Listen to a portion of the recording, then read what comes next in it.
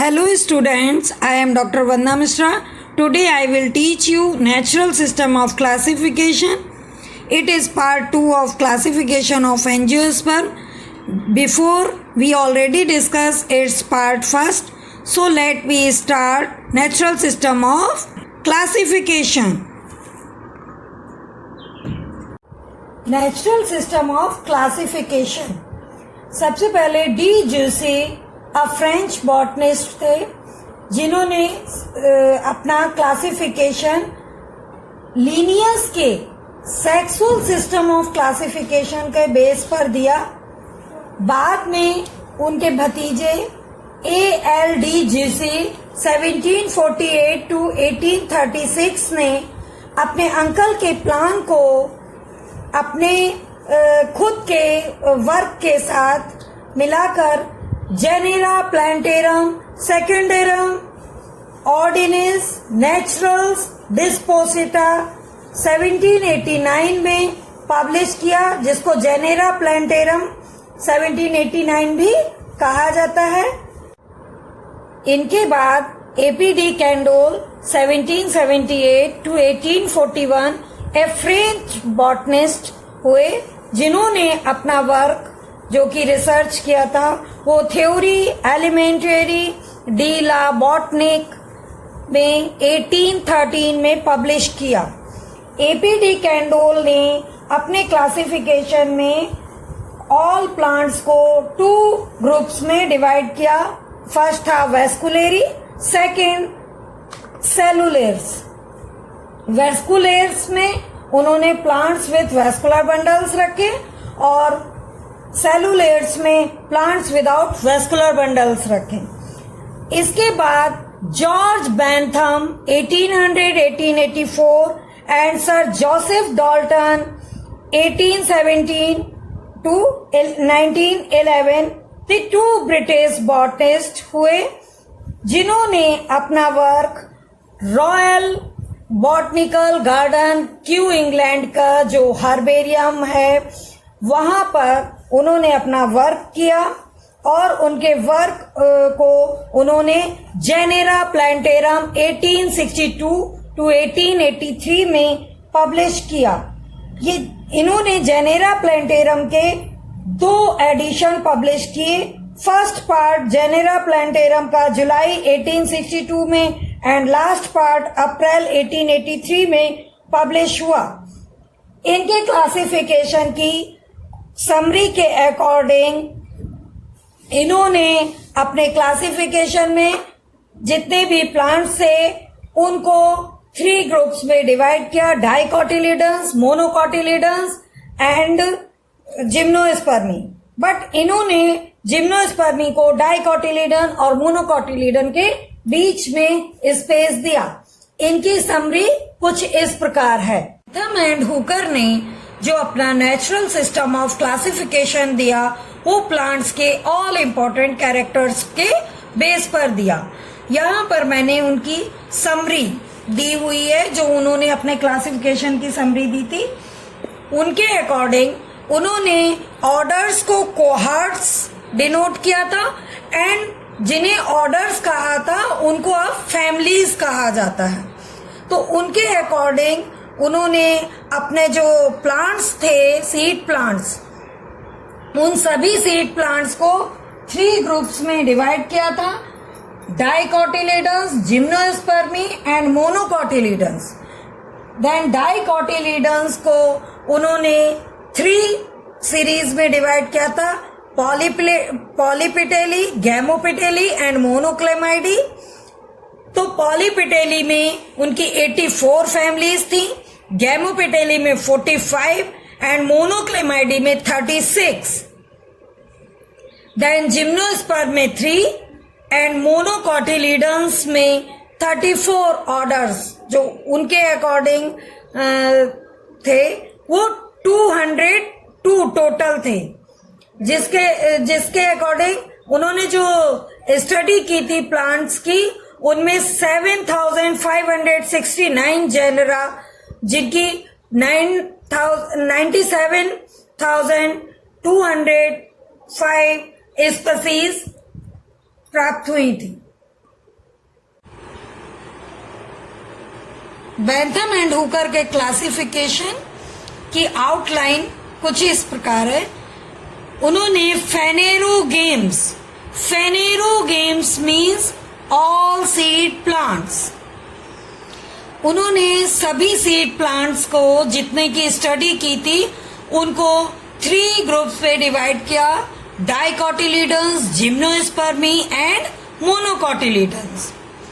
Then डाइकोटिलीडन्स को उन्होंने फिर 3 ग्रुप्स में डिवाइड किया।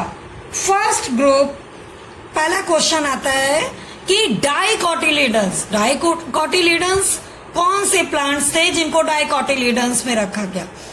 तो वो प्लांट्स जिनके एम्ब्रियो में 2 कोटिलीडन्स होते हैं, यानी 2 बीज पत्र वाले, और इनके स्टेम्स में ओपन वेस्कुलर बंडल पाए जाते हैं। बट अब दूसरा क्वेश्चन आता है कि कोटिलीडन एंड वेस्कुलर बंडल, तो जब हम उनकी इंटरनल स्टडी करेंगे तभी जान पाएंगे। तो वैसे हमको डाइकोटिलीडन्स प्लांट्स को अगर आइडेंटिफाई करना है तो हम उनकी लीव्स देखेंगे। डाइकोटिलीडन्स प्लांट्स में जो लीव्स रहती हैं उनमें रेटिकुलेट वेनेशन पाया जाता है एंड इनके फ्लावर्स मोस्टली पेंटामेरस या टेट्रामेरस होते हैं। अब डाइकोटिलीडन्स की 3 जो ग्रुप्स थे वो है पॉलीपिटेली, गैमोपिटेली एंड मोनोक्लेमाइडी। पॉलीपिटेली, पॉली मीन्स होता है free, poly means free, and petals से आया है पेटली, यानी जिनके पेटल्स फ्री होंगे, उन प्लांट्स जिन फ्लावर्स के पेटल्स फ्री होंगे उन्हें पॉलीपिटेली में रखा गया। अब पेटल्स आपको पता है, मैंने लास्ट वीडियो में भी बताया था कि फ्लावर के 4 चक्र होते हैं, 4 रोल्ड। फर्स्ट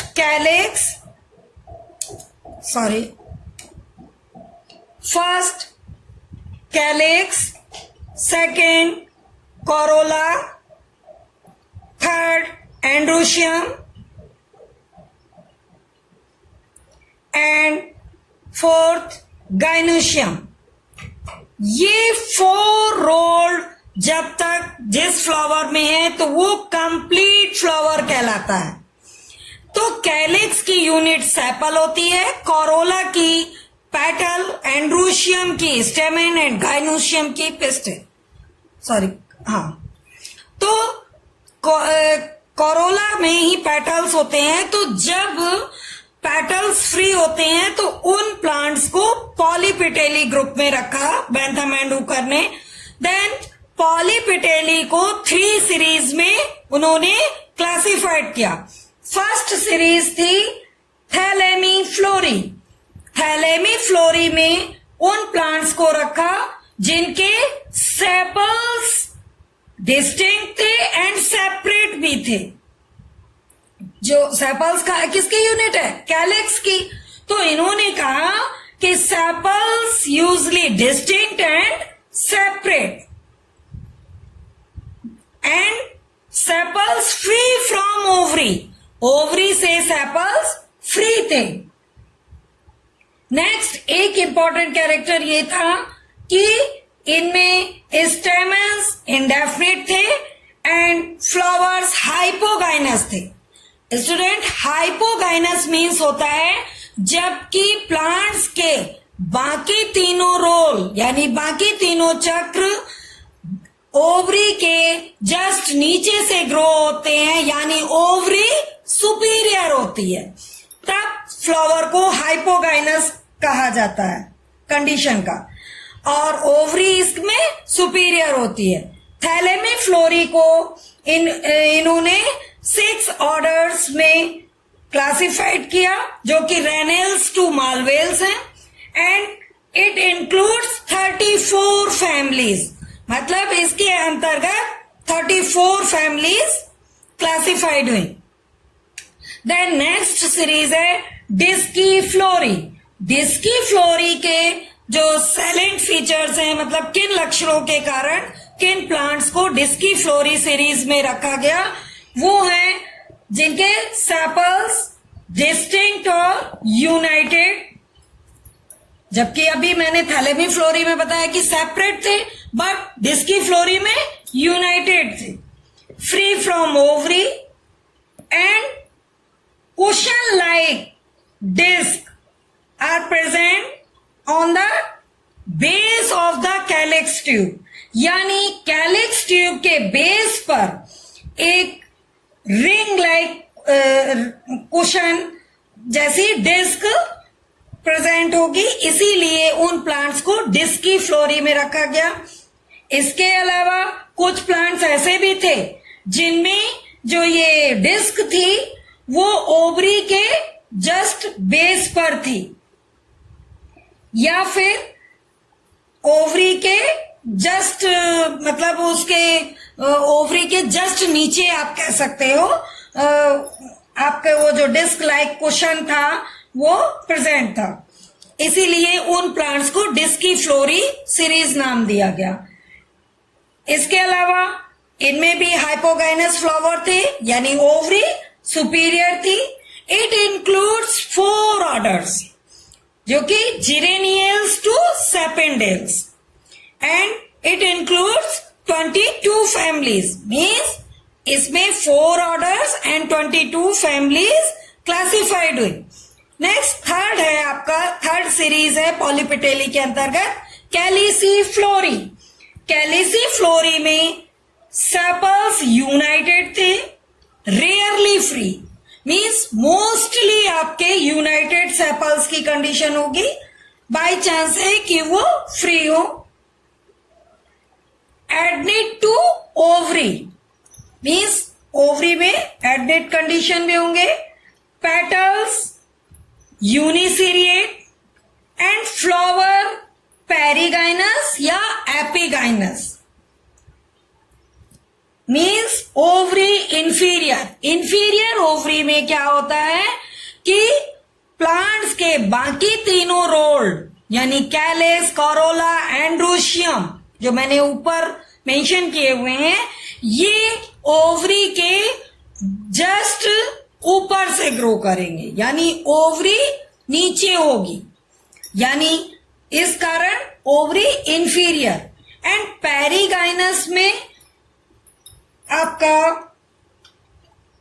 कंडीशन होगी कि जबकि ओवरी के जस्ट बीच से, मिडिल पोर्शन से आपका कैलिक्स, कोरोला, एंड्रोशियम ग्रो करेगा। And disc added to base of calyx, जो डिस्क है वो कैलिक्स के बेस पर एडनेट होगी। एंड स्टेमेंस पेरिगाइनस होंगे। It includes 5 orders, Rosales to Umbellales, and including 27 families, means calyciflorae में 5 ऑर्डर्स एंड 27 फैमिलीज सम्मिलित की, किसने? बैंथम एंड हुकर ने। नेक्स्ट सीरीज आती है गैमोपिटेली। गैमोपिटेली मीन्स है, गैमो मीन्स फ्यूज्ड और पिटेली मीन्स पेटल्स। तो जब पेटल्स फ्यूज्ड होंगे, ये जो गैमो वर्ड है इसका मतलब होता है यूनाइटेड या फ्यूज्ड। तो जब पेटल्स फ्यूज्ड होंगे यानी यूनाइटेड होंगे, तब उन प्लांट्स को गैमोपिटेली सीरीज में क्लासिफाइड किया, किसने? बैंथम एंड हुकर ने। अब इस गैमोपिटेली को भी उन्होंने 3 सीरीज में क्लासिफाइड किया। फर्स्ट सीरीज है इनफेरी। आप देख रहे हैं इनफेरी, नाम से ही क्लियर है कि ओवरी इंफीरियर, यानी फ्लावर के बाकी तीनों रोड, कैलिक्स, कोरोला, एंड्रोशियम आपका ओवरी के जस्ट ऊपर से ग्रो करेंगे। ओवरी यानी नीचे होगी, तब कही जाती है ovary inferior. Stamens usually many or as many as corolla lobes. जो कोरोला लोब्स होते हैं उनसे संख्या में अधिक स्टेमेंस रहते हैं। It includes 3 orders and 9 families.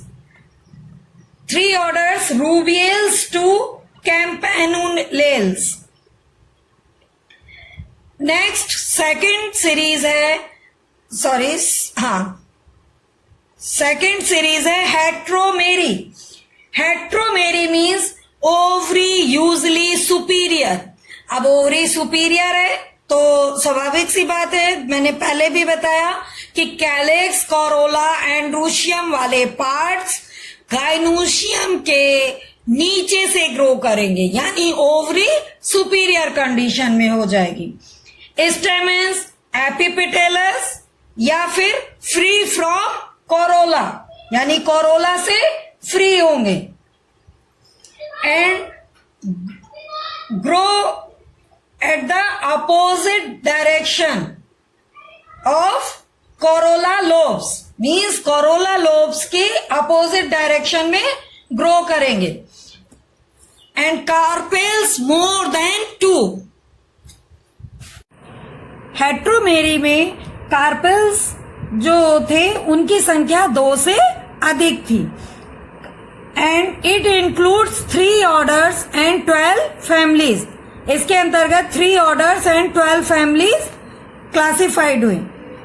इसके बाद गैमोपेटेली ने जो third series the, Bentham and Hooker ने गैमोपेटेली में जो थर्ड सीरीज दी वो थी बाइकार्पेलेटी.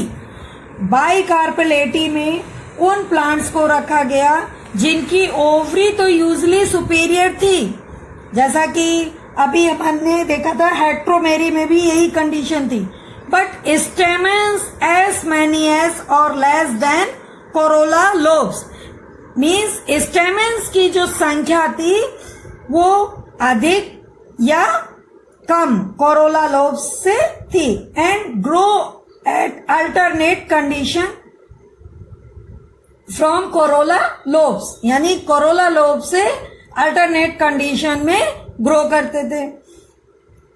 कार्पेल्स, बाई कार्पेलेटी मीन्स है कि कार्पेल्स की संख्या मोस्टली 2 बट समटाइम्स 3 या 1.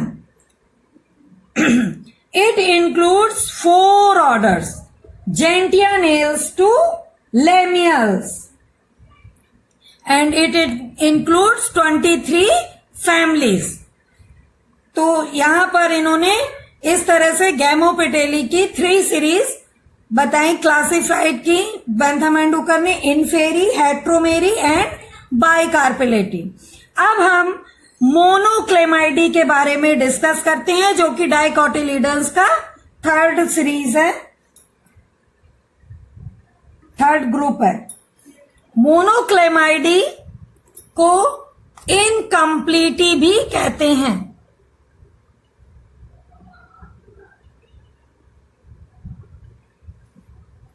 इनकम्प्लीटी नाम से ही क्लियर हो रहा है कि इनकम्प्लीट.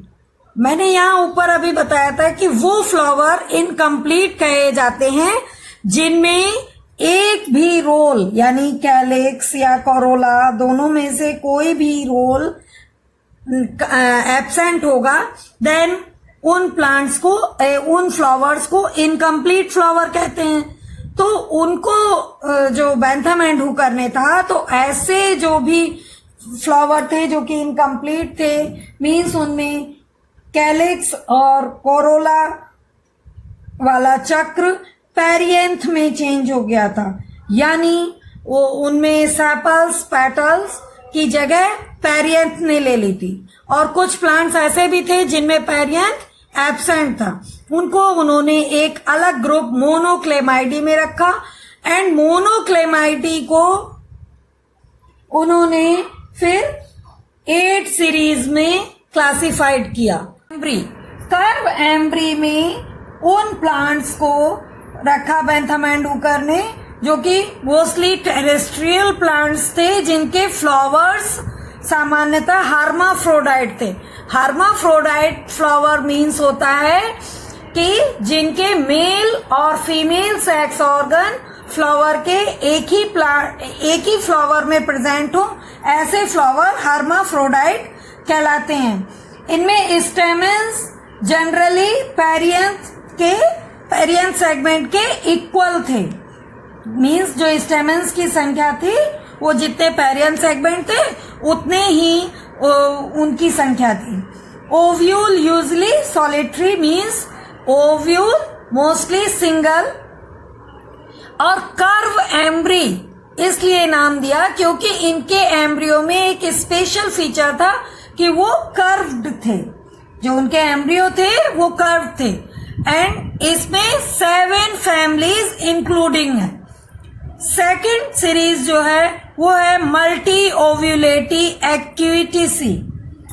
मल्टी ओव्यूलेटी एक्यूटिसी जो सीरीज थी उनमें उन प्लांट्स को रखा गया, उन एक्विटिक प्लांट्स को। ये देखिए एक्यूटिसी से ही क्लियर है कि एक्विटिक प्लांट्स जिनकी ओवरी सिनकार्पस और ओव्यूल्स इनडेफिनेट थे, यानी जो ओव्यूल्स की संख्या थी वो इनडेफिनेट थी।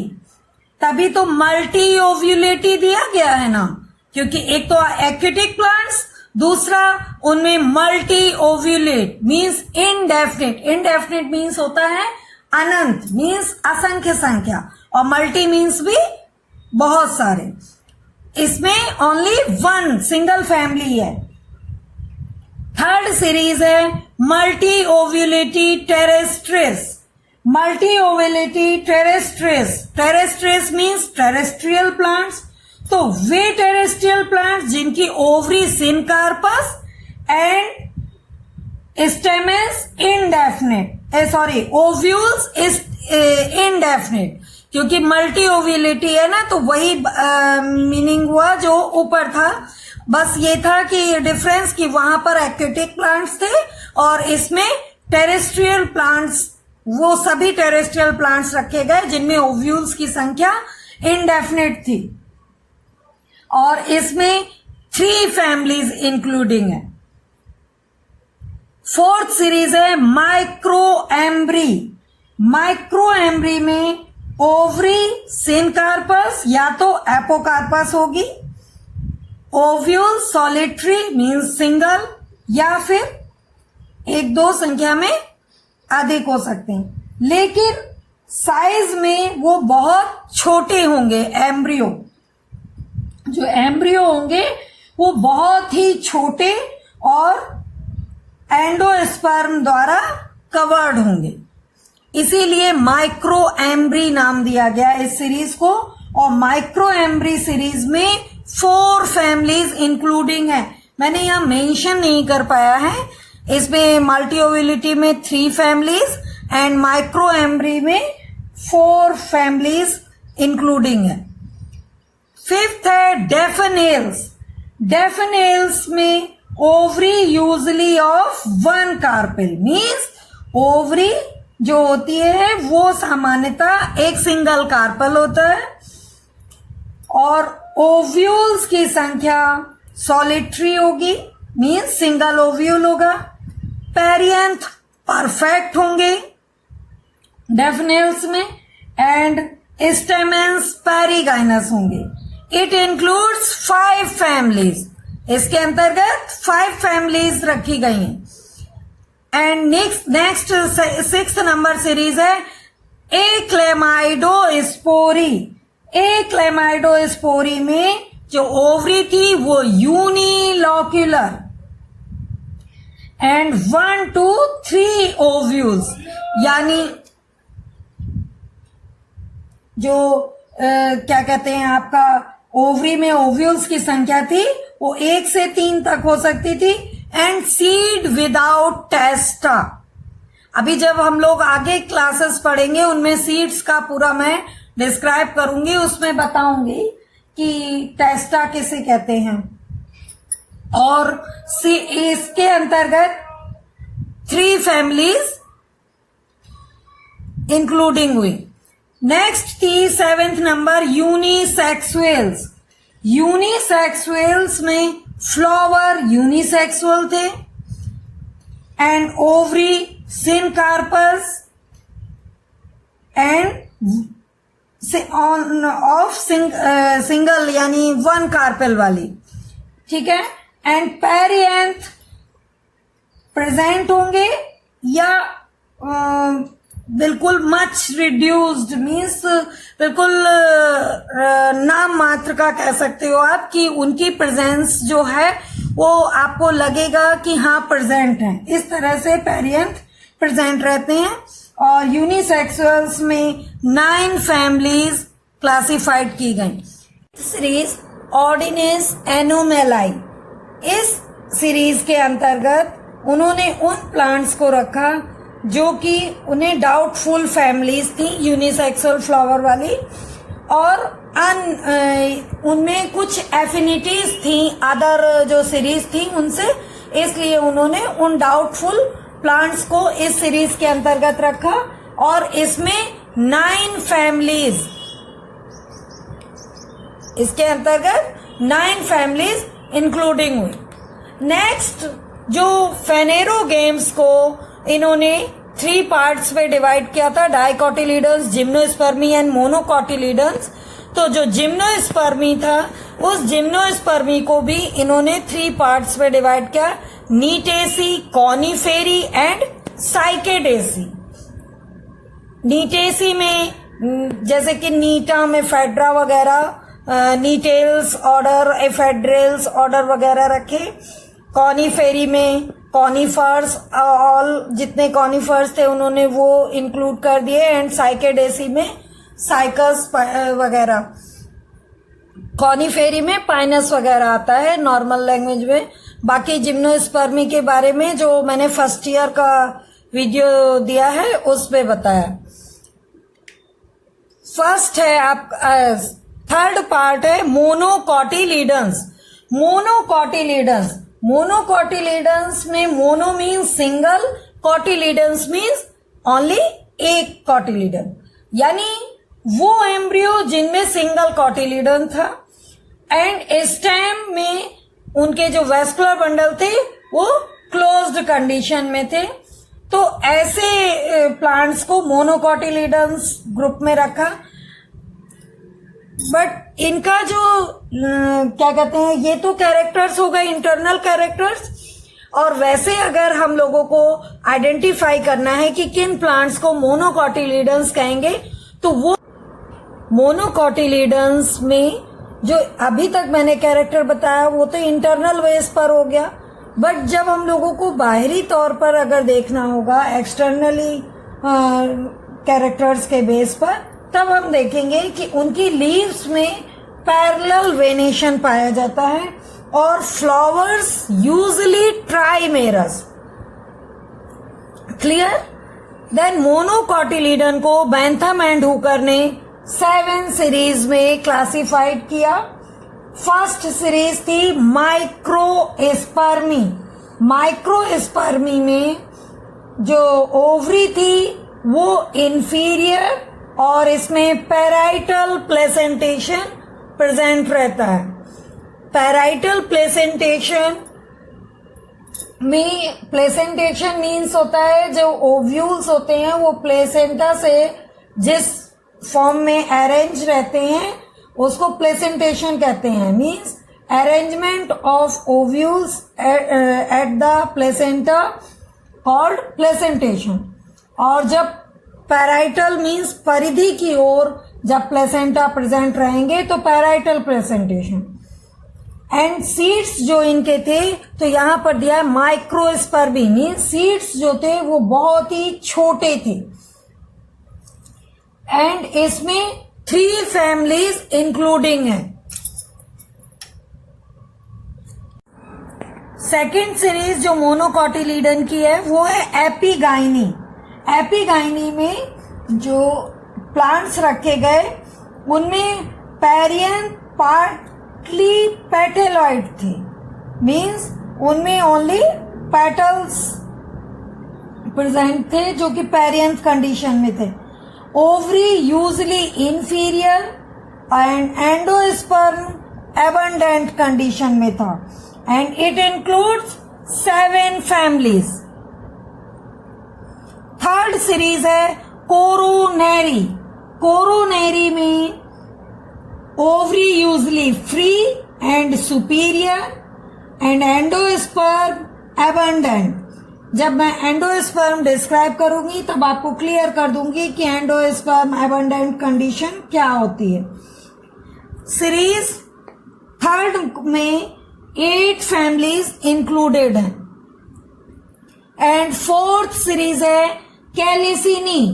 कैलिसिनी में पेरियंथ सेपेलॉइड एंड ओवरी की कंडीशन 3 सीरीज में थी और इसमें 5 फैमिलीज इंक्लूडेड है।